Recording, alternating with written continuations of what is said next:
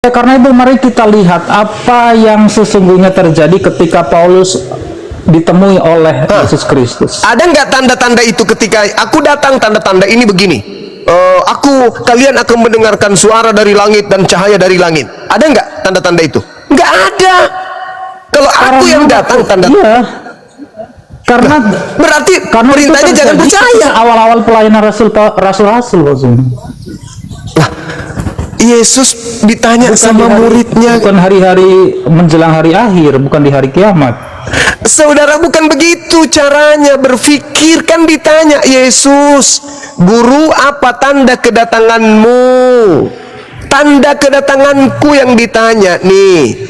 Tanda kedatanganku maksudnya kalau aku yang datang, tanda-tandanya satu, matahari menjadi gelap, bulan tak bercahaya, bintang berjatuhan, kuasa langit berguncang, akan nampak anak manusia di tengah langit. Semua manusia meratap, semua manusia akan melihat aku di langit. Itu tanda kedatanganku. Titik, bungkus, bawa pulang. Nah, sekarang kata Yesus, kalau ada yang mengaku bertemu dengan aku di padang gurun ke, di dalam bilik ke, tidak ada tanda-tanda itu. Perintah Yesusnya apa? Jangan kamu percaya. Ketika Paulus datang kepada murid Yesus, hei, kalian murid Yesus ya? Iya, kenapa? Aku bertemu dengan gurumu loh. Mereka tertawa. Tidak mungkin. Murid-murid pasti melihat matahari. Masih ada matahari. Lihat bulan, masih ada bulan. Bintang-bintang belum jatuh. Berarti yang datang ini bukan guru kami. Yang kau temui bukan guru kami. Karena itu pesan guru kami. Kalau dia datang, tanda-tanda ini akan menyertai. Yang datang kepada Paulus tidak ada tanda-tanda itu. Jangan kamu percaya, sebab dia akan menyesatkan banyak orang. Camkanlah, aku telah mengatakannya kepadamu terlebih dahulu. Apabila ada orang berkata ada Mesias di padang gurun, ada Mesias dalam bilik, jangan kamu percaya. Karena kalau aku yang datang, diikuti dengan tanda kiamat.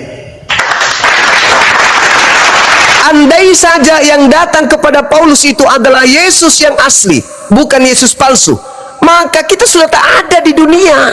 Kenapa? Sejak 2000 tahun dunia ini tutup usia. Kiamat. Kapan Yesus datang? Saat itu juga tamat dunia ini. Andai saja yang datang kepada Paulus itu adalah Yesus asli, ya sudah selesai. Sudah kiamat. Kita nggak bisa lagi menikmati Pak Bom lagi live, nggak bisa. Kenapa? Karena kehidupan dunia sudah berakhir sejak 2000 tahun lalu. Kenapa? Yesus asli sudah datang. Tapi karena yang datang palsu, lahirlah Kristen yang sudah dinubuatkan bahwa waspadalah agar kamu jangan disesatkan, sebab akan datang banyak penyesat dengan memakai namaku dan berkata akulah Kristus. Mereka akan menyesatkan banyak orang.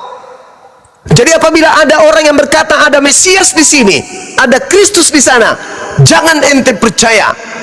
Sebab Mesias palsu, nabi palsu akan datang melakukan banyak mujizat, sekiranya mungkin menyesatkan murid pilihan juga. Camkanlah, aku telah mengatakannya terlebih dahulu kepadamu. Jadi apabila ada orang berkata ada Mesias di padang gurun, ada Mesias dalam bilik, jangan kamu percaya. Sebab sama seperti kilat memancarkan cahayanya dari timur sampai ke barat, demikianlah juga nanti tanda kedatanganku sebagai anak manusia.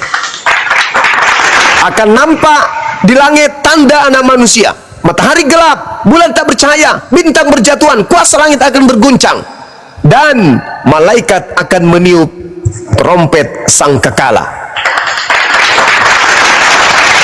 Itu kalau aku yang datang. Jadi kalau ada 1000 manusia, 1.000.000 manusia mengatakan, tadi malam aku sholat loh, terus ada cahaya datang, terus dia tinggi, panjang, pakai jubah, mukanya bercahaya, dan dia mengaku Yesus. Apa kata Yesus? Jangan kau percaya.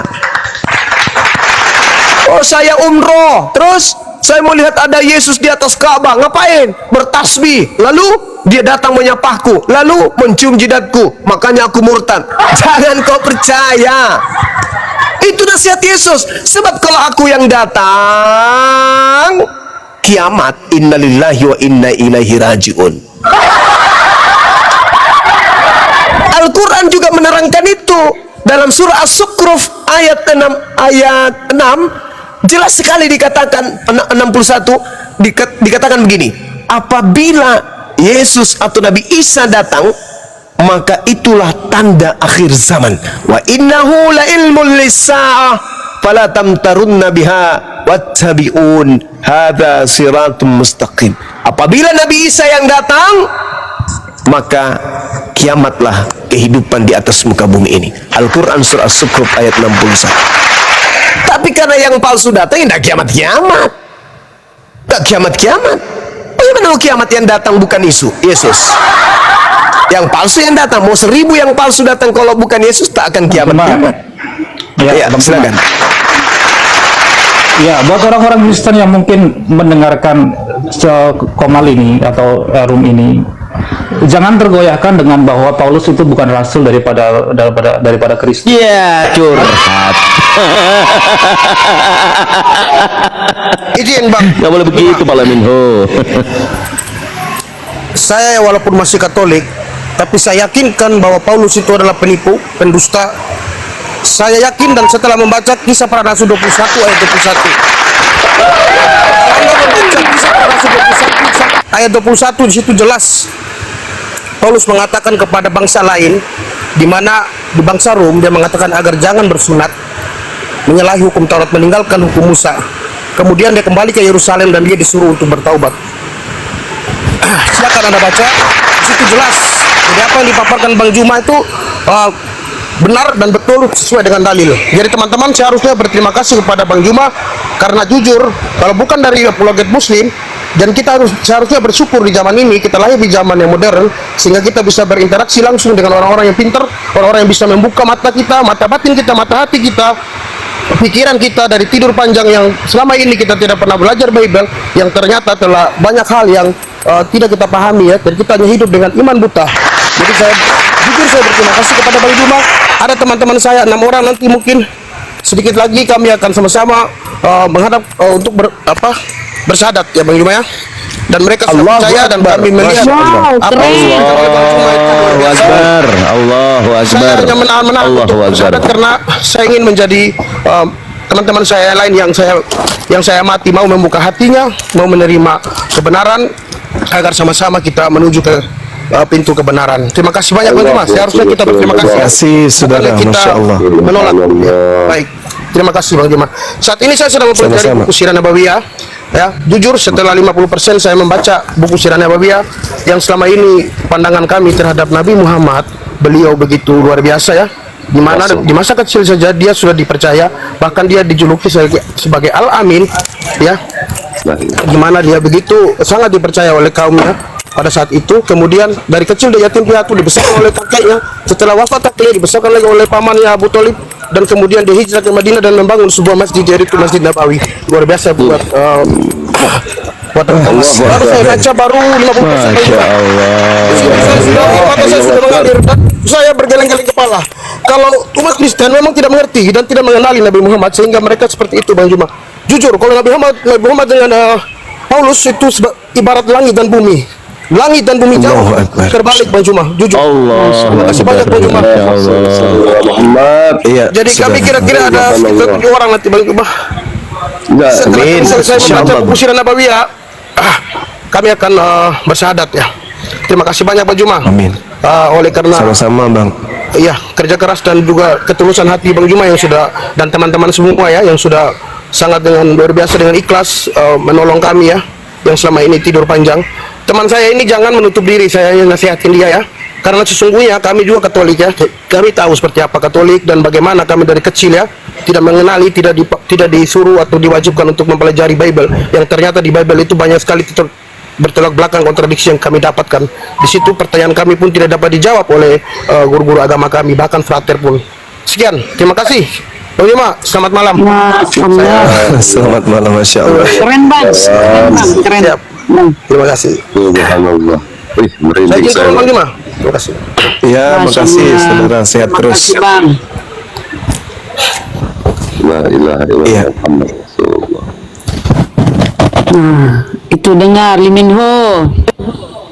Ada satu lagi, ini mungkin Krishna mau ngomong. Krishna, ayo Krishna, ayo bisa yuk, jangan mau dicurhatin sama Pak Lee Min Ho. Ayo Krishna ngomong deh, yuk tadi. Nandos itu kenapa Nandos tenggelam? Terguncang ya Pak Nandos. Dia cari-cari bug, mau nge-report dari tadi nggak bisa rungkat-rungkat, ini gimana cerita?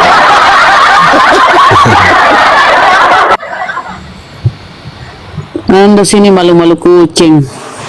Kabur. Sadarlah Lee Min Ho. Ya. Iya, karena saya belum sadar karena Matius Ntar dulu. bisa membuktikan. Ntar dulu Bang Lee Min Ho, sebentar dulu. Krishna lagi ngomong. Sabar dulu, sabar. Gantian dulu, sabar. Silakan Dek. Gimana Krishna, diulang, coba pelan-pelan. Coba biar Bang Lee Min Ho dulu Bang.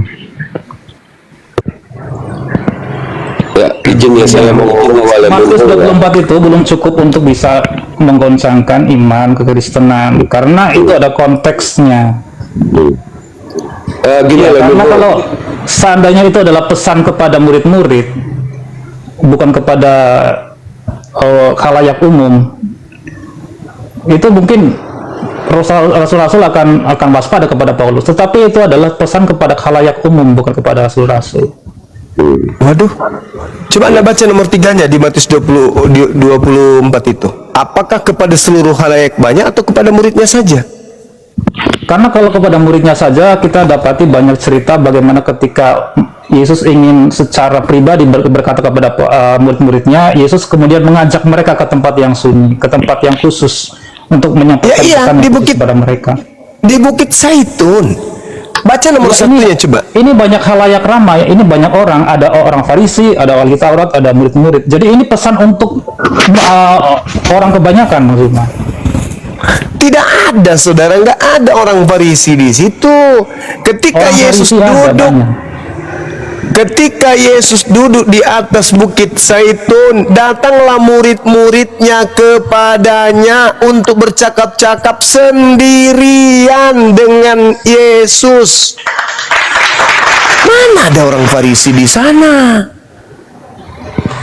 Ini pembahasan pribadi Yesus kepada murid-muridnya di atas bukit, secara sendirian, secara pribadi.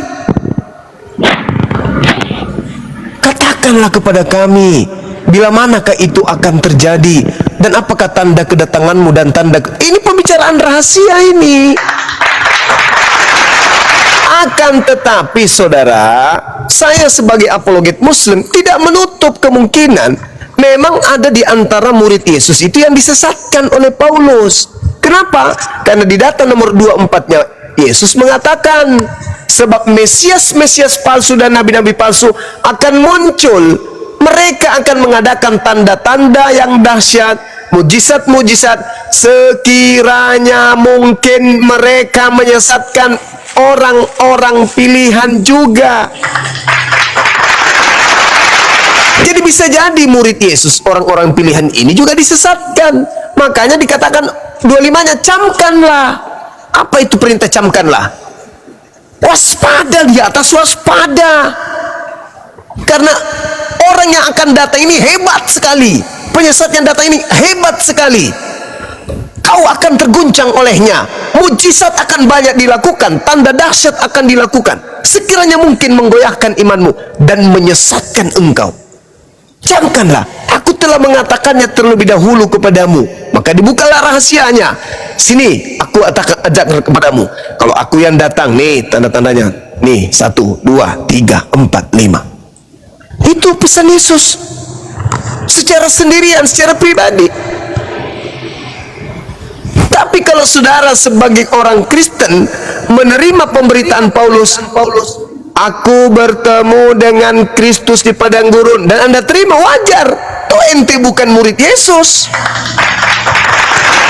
Yang dipesan Yesus di Bukit Zaitun hanya muridnya, Bani Israel, supaya mereka jangan percaya kepada Paulus yang mengaku bertemu dengan dirinya.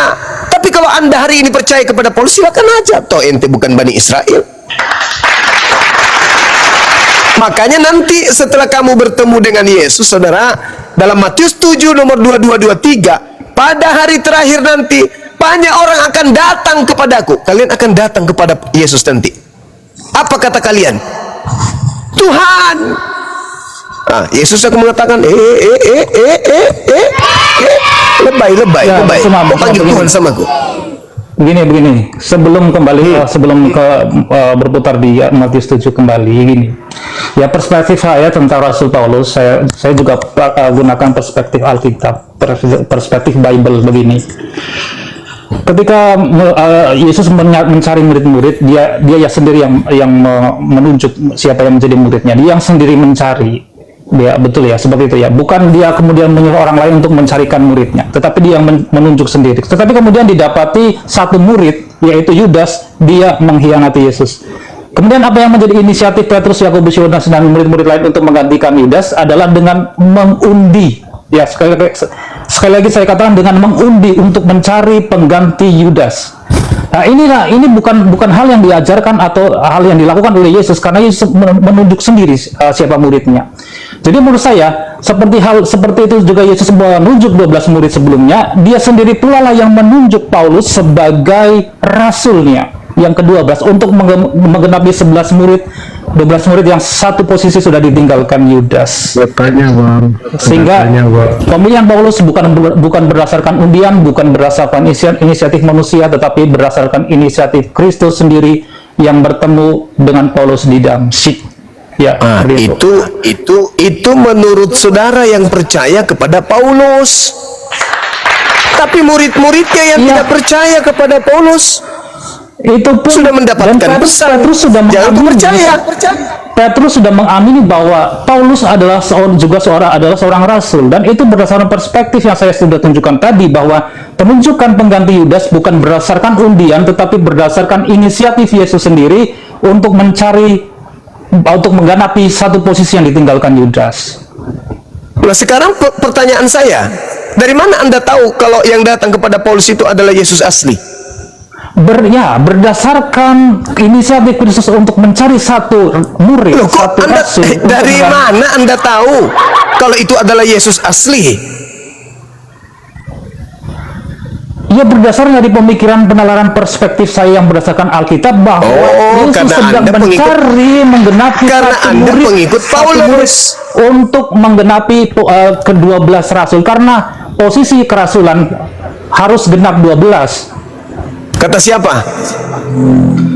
Kalau kita kilas balik kepada kita sebelumnya, angka itu sangat memiliki arti. 12 murid, 12 suku, dan lain sebagainya. Ya, gimana ceritanya beragama tapi hanya berasumsi kayak gitu, Bang? Kok jadi Anda yang berasumsi?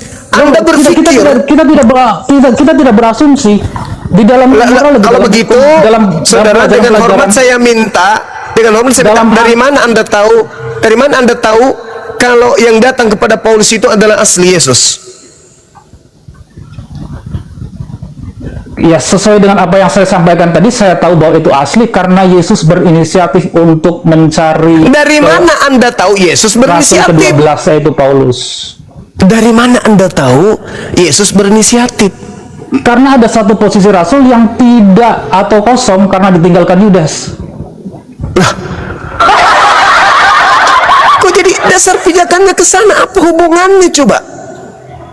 Bahkan Yesus mengatakan, Yohanes 6:70, bukankah aku yang memilih engkau yang 12 dan satu di antaramu adalah iblis? Lantas di mana Paulus ini dipilih? Mana dalilnya? Aku yang memilih engkau yang 12, satu di antaramu iblis. Terus Anda mengatakan Yesus memilih Paulus untuk menggenapi yang 12. Mana dalilnya?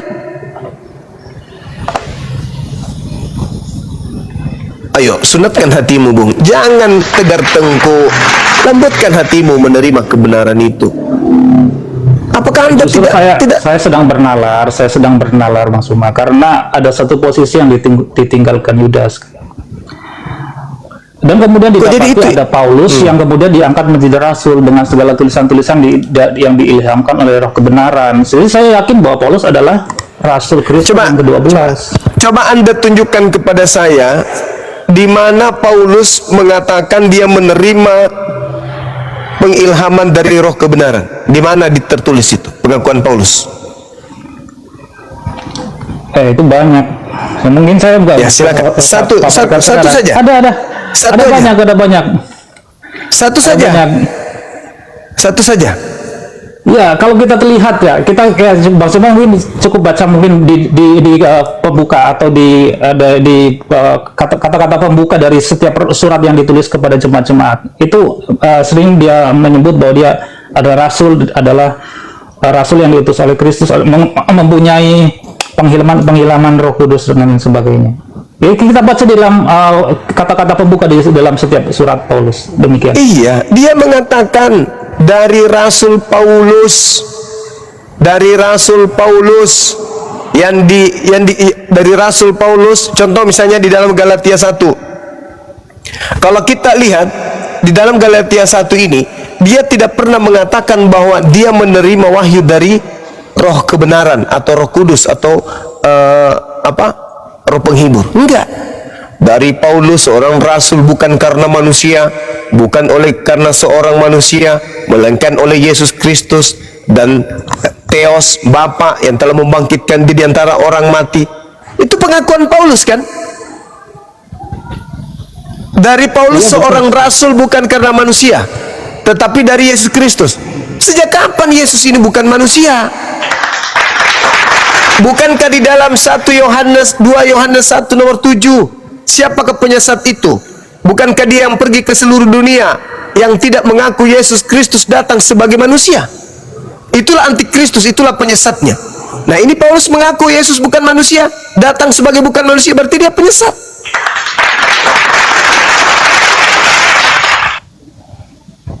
Siapakah penyesat itu? Bukankah dia yang pergi ke seluruh dunia yang tidak mengaku Yesus Kristus datang sebagai manusia? Itulah antikristusnya. Itulah Lanos, penyesat, penipu, pembohong, iblis. Nah, Paulus mengatakan, aku menerima Injil bukan dari manusia, tapi dari Yesus. Berarti Paulus mengatakan Yesus datang kepadanya bukan sebagai manusia. Berarti dialah penyesat, dialah antikristus itu. Dan kamu mau lari kemanapun juga, memang betul yang dikatakan oleh saudara Al-KTP. Coba, dia mengajarkan orang makan babi, dia mengajarkan orang tidak bersunat, tapi ketika dia kembali ke Yerusalem, dia mengakui dosa-dosanya. Malah dia bertobat dari mengajarkan agama Kristen. Kisah Para Rasul 21 nomor 15 sampai nomor 26. Kalau Paulus aja bertobat dari mengajarkan agama Kristen, kenapa kalian tidak?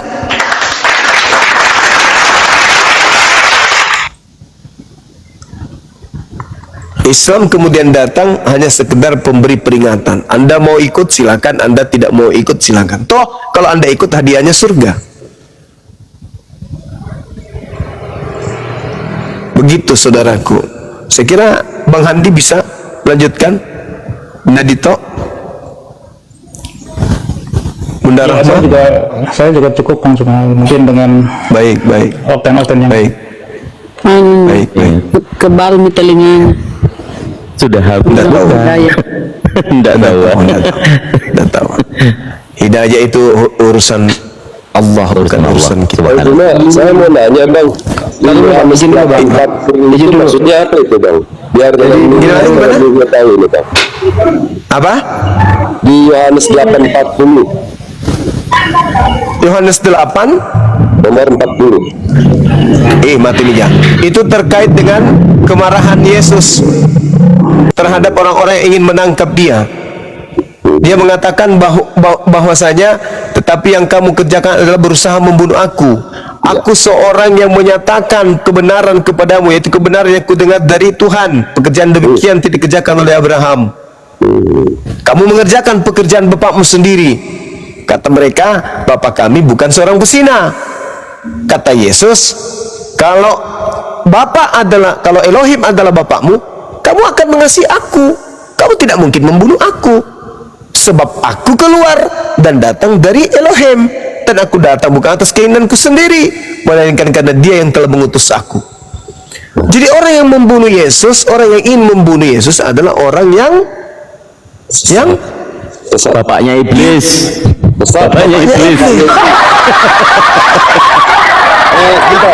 Bentar, saya nanya Bang Zuma di luar dari konteks ya.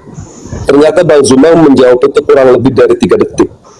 Ini Bang Zuma ini sebenarnya Islam apa Kristen, kita mesti tahu nih. Kenapa? Dia menguasai di Belanda. Kalau Anda mau sama Bang Zuma ini.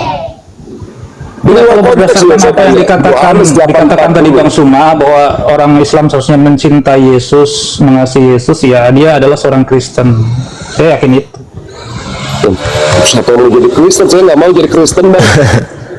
Anda kan tanya tadi Bang Suma sih Kristen apa bukan? Ya kan dia sudah mengakui sendiri bahwa kalau seharusnya orang Islam yang memang mencintai Yesus, mengasihi Yesus, berarti dia adalah seorang Kristen. Ya banyak orang-orang Islam mualaf yang mengatakan bahwa kalau Islam itu adalah nyinggung saya ini, saya mualaf ini, disinggung ini. Saya disinggung ini. Izin guru ndak Bang Zuma, Bang Po sayang, Masya Allah, luar biasa.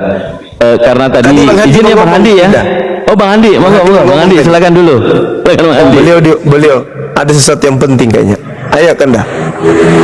Menurut ini saya barusan dapat informasi dari Burundi gitu ya. Jadi menurut undang-undang yang berlaku di Burundi, orang yang mempergunakan akalnya, jadi orang yang mempergunakan akalnya itu diekstradisi dari Burundi gitu. Jadi di sana memang orang itu tidak pakai akal, imani saja. Itu undang-undang dari Burundi. Terima kasih. bahasanya bisa bahasanya. Aduh, ya Allah, Oke, saya sedikit summary ya. Saya sedikit summary karena tadi di awal waktu Gurunda lagi istirahat di Soma, saya akan memulai diskusi dengan Pak Leminho yang awalnya mengakui Tuhannya bayi, kemudian tidak. Ini suatu pemahaman terbaru. Kemudian ditanya lagi apakah Kristus yang baru disalib menjadi Tuhan. Kemudian diamini sebelumnya Kristus disalib, orang Kristen tidak punya Tuhan. Itu ya tadi ya. Nah, semakin ke sini pembahasannya lebih ke kritik sama fundamental di dalam kekristenan. Namun kalau saya tadi karena tinggal tahlilan, ini tentang penyalipan, dan juga nanti saya goyang tentang bagaimana Yesus menggoyang imanmu ya. Pada waktu penyalipan, sebelum penyalipan penangkapan terjadi, Yesus mengatakan kepada murid-murid, Matius 17 nomor 23, kalau nggak salah pasti guru dia tadi udah menyampaikan, Yesus yang mengatakan mereka menyerahkan Dia dan kemudian dihukum mati, bangkit di hari ketiga. Yesus yang berbicara, mereka akan menyerahkan Dia, bukan menyerahkan aku. Ngerti ya? Kalau menurut jadi dalam kata bahasa Indonesia, kalau dia mengatakan mereka akan menangkap aku, berarti Yesus yang akan ditangkap dan dibunuh di kayu salib. Tapi Yesus sendiri yang mengatakan Dia. Yang terakhir tadi Yohanes 8 nomor 40, bahwa orang-orang yang menginginkan Yesus dibunuh adalah yang iblis bapaknya. Satu lagi sebelum Pak istirahat ya Pak Leminho, ini sering saya bawakan terkait pembelajaran teologis atau diagnosa bahwa konsep ketuhanan di dalam kekristenan, kalau kita tunjukkan data ini, semua denom Kristen habis dan ketahuan di mana letak keimanannya secara doktrinal. Kita baca di Matius 26 nomor 31. Ini ilmu untuk mengungkap denominasi sekaligus menghancurkan semua denominasi. Saya izinkan baca dulu. Mari, maka berkatalah Yesus kepada mereka, malam ini kamu semua akan tergoncang imanmu karena Bang Zuma. Karena aku, katanya. Sebab ada tertulis, aku akan membunuh gembala dan kawanan domba akan tercerai-berai. Kalau dalam dogmatis, sebab ada tertulis, pastinya merujuk kepada perjanjian lama. Perjanjian Lama tertulis di Zakaria 13 nomor 7, bangkitlah wahai pedang. Kalau ini diungkap, orang Trinitas atau Tritunggal akan mengatakan aku itu Bapa, yang menjadi korban dibunuh adalah Yesus. Bapa akan membunuh Yesus dan murid-murid semuanya akan tercerai-berai. Tapi ingat, iblis adalah pembunuh manusia sejak semula. Apakah Bapa itu pembunuh? Tidak. Maka di sini letak Yesus mengatakan kepada para murid, malam ini kalian semua akan tergoncang imanmu karena aku, karena iblis akan membunuh Yesus, tetapi Yesusnya tidak terbunuh dan tidak tersalib. Kenapa? Karena semua 4 gospel hanya dugaan. Tidak ada penulis itu menjadi saksi mata dan menuliskan sesuai dengan kesaksiannya, mereka ada di TKP.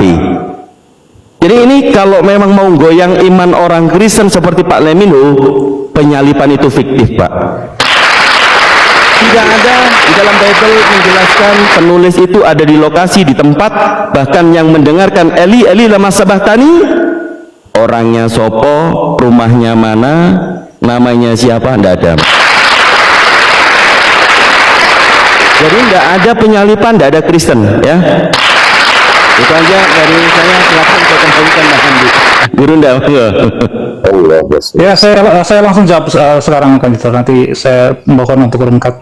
Begini, ya memang masalah penyaliban adalah banyak sekali penafsiran, adalah masalah penafsiran ya. Di dalam kan teman-teman saya Muslim pun itu adalah tafsiran. Bahkan beberapa ustadz atau mungkin ulama dari Mesir bahkan di tahun 1900 berapa saya lupa, saya nonton videonya, bahkan ada juga yang menafsirkan bahwa Nabi Isa atau Yesus itu wafat juga.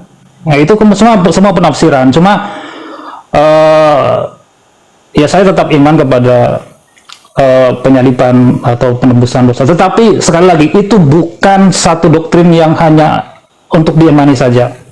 Ada banyak doktrin lain yang harus kita lakukan, harus kita aplikasikan dalam hidup kita sehari-hari. Bukan hanya sekedar penebusan dan kemudian kita merasa aman, kita merasa diselamatkan. Itu terlalu naif, terlalu bodoh. Ya seperti itu, Kang Gito, saya jawab. Terima kasih. Padahal saya nggak bertanya tadi ya.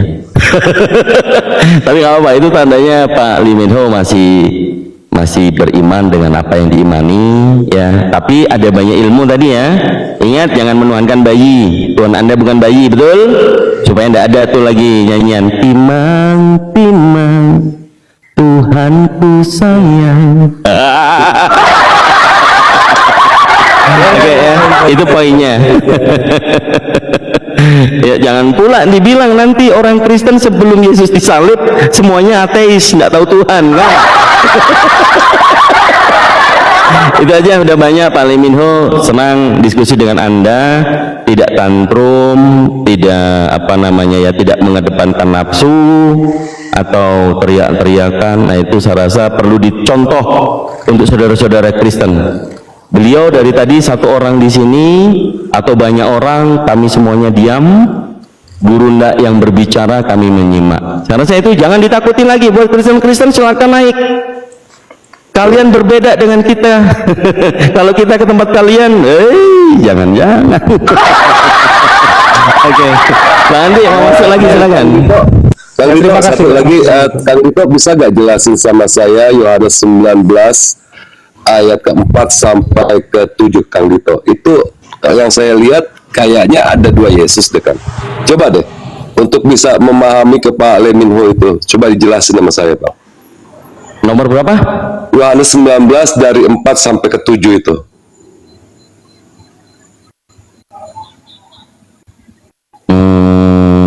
Yang tentang masalah Yesus dipakaikan mahkota duri, jubah ungu, lalu ada Pilatus datang lagi ke dalam pengadilan itu. Nah, itu maksudnya gimana itu, Bang? Oh, saya juga bingung. ada Yesus. Yesus sudah diantar. Yesus sudah keluar nih bersama dengan Pilatus. Tidak dikisahkan si Yesus ini masuk, tapi sudah ada Yesus di dalam. Yesus sudah ada di dalam, padahal dia tadi keluar. Ini saya bacain Ya, ya, tapi- Bang Leminho ya.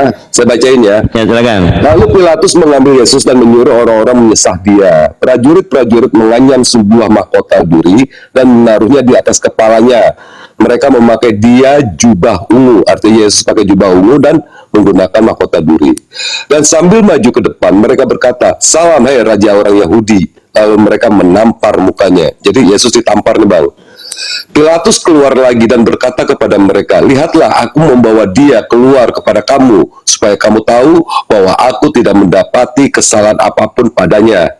Lalu Yesus keluar bermahkota duri. Ingat nih, Yesus bermahkota duri di ayat yang kelima. Lalu Yesus keluar bermahkota duri dan berjubah ungu. Maka kata Pilatus kepada mereka, "Lihatlah manusia itu." Yang keenam, ketika imam-imam kepala dan penjaga-penjaga itu melihat dia, berteriaklah mereka, "Salibkan dia, salibkan dia." Kata Pilatus kepada mereka, "Ambil dia dan salibkan dia, sebab aku tidak mendapati kesalahan apapun padanya." Ayat yang ketujuh, jawab orang-orang Yahudi itu kepadanya, "Kami mempunyai hukum, dan menurut hukum itu ia harus mati, sebab ia menganggap dirinya sebagai anak Allah." Oke, yang kedelapan, perhatian nih Bang Leminho. Ketika Pilatus mendengar perkataan itu, bertambah takutlah ia. Yang kesembilan, lalu nih poinnya nih, lalu ia masuk pula ke dalam gedung pengadilan dan berkata kepada Yesus, "Dari manakah asalmu?" Tetapi Yesus tidak menjawab, memberi jawab kepadanya. Yang saya mau tanya, Yesus yang ada di luar, yang minta disalibkan, berjubah ungu dan bermahkota duri, kenapa kok udah ada lagi Yesus yang ada di dalam pengadilan? Yang saya mau tanya, ada berapa Yesus di sini sebenarnya? Bang Leminho silakan untuk menjelaskan ayat ini, karena saya jujur aja Bang, karena abang seorang Kristen, di Matius pasal 28 ayat ke-19 dan 20, "Maka pergilah kamu ke segala bangsa dan baptislah mereka dengan nama Bapa, Allah dan Roh Kudus." Lalu di ayat yang ke-20, "Ajarkanlah kepada mereka sebagaimana yang telah kuajarkan kepadamu, sebab engkau akan kusertai sampai akhir zaman." Ingat itu Bang. Abang diperintahkan oleh Yesus untuk datang ke komal-komal Islam untuk mengajarkan kami agar kami bisa menyembah Yesus. Ajarin kami Bang. Nah sekarang ini tolong abang jelaskan kepada saya, ada berapa Yesus yang ada di kitab Yohanes 19 dari ayat yang kelima dan ayat yang ke-9.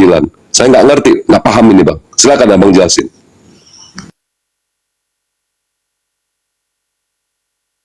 Silakan Bang Leminho.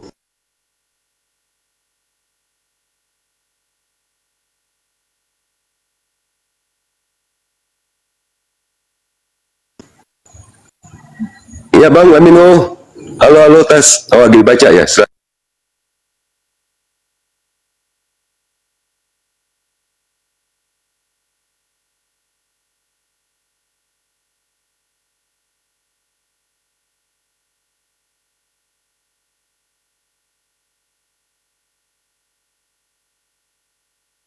Aduh, kalau baca dibaca aja Bang. Nanti dikira diem-dieman rungkat kita. Yuk, silakan dibaca. Gak dipikir, ya Yesus dua ya. Kata Bang Zuma tadi, jangan percaya dengan Yesus-Yesus yang lain. Saya nyari itu datanya, di mana ada Yesus lainnya. Oh katanya benar ada. Benar Bang Zuma nih. Ditanya 3 menit, 3 detik langsung dijawab. Masya Allah Akbar. Ini aset kita ini, aset Muslim ini. Itu Yohanes 8:40, apa Bang artinya? Begini-begini, wis, Masya Allah. Jadi orang yang ingin Yesus mati itu adalah orang yang benar-benar anti Kristus, sesuai dengan Yohanes 8:40 Bang. Abang mau kan Yesus mati kan? Coba Bang Leminho. Ya Bang Andi aja yang jawab nih Bang Andi. Bang Andi silakan Bang Andi. Hancur deh. Bang Pang berhenti lagi.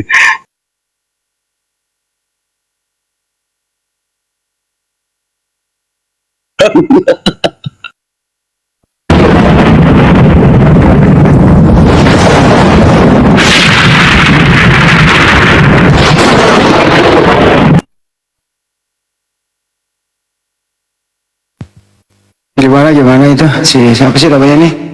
Leminho. Iya. Dia kemiut dia gimana tuh Leminho? Pingsan bang, takutnya pingsan bang. Salon, Reminho, salon. Ayolah, mikir lah bro.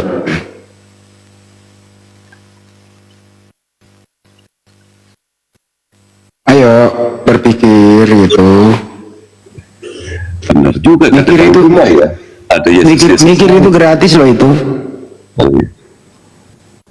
Assalamualaikum Bang Turiman. Waalaikumsalam ta'ala wa barakatuh. Udah masuk 4 persidangan ini.